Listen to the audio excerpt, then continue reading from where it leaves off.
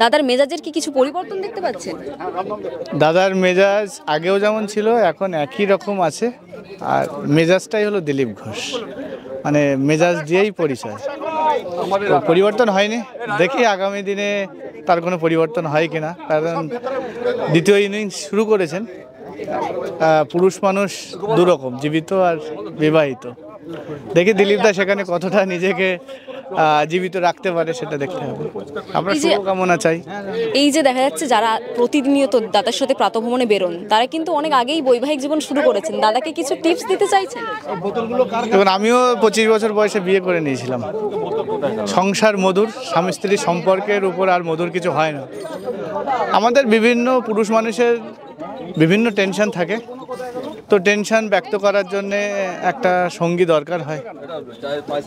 তো দাদার এতদিন ছিল না, এখন হলো। দিলীপ ঘোষ নতুন বৈবাহিক জীবন শুরু করলেন, কি পরিবর্তন এসছে দাদার মেজাজে? এটা যদি বলেন, এটা তো সবে মাত্র কয়েক ঘন্টা হলো, এখনই তো আজকেই বলতে পারবো না। তবে আজকে খুব হাসি খুশি এটুকু বলতে পারি। দিন যাক, তারপর বলবো, তারপর মানে বুঝতে পারবো।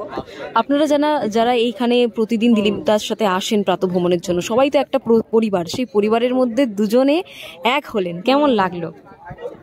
এটা দরকার ছিল, উনি একা ছিলেন, সিঙ্গেল, তো মানে একাকিত্ব কাটানো খুব মুশকিল, সেই জন্য ওনার জন্য ভালো আছে, অবশ্যই ভালো।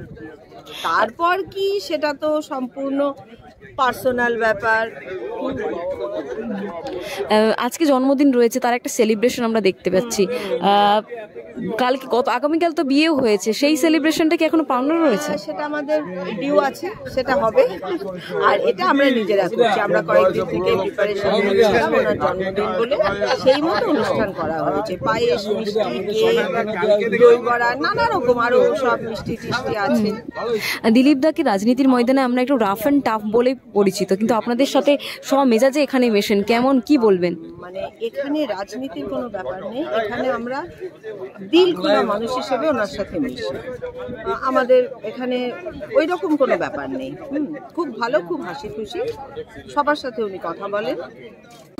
বাংলা হান্টের আরো খবর দেখতে নজর রাখুন। বাংলা খবর মানেই বাংলা হান্ট।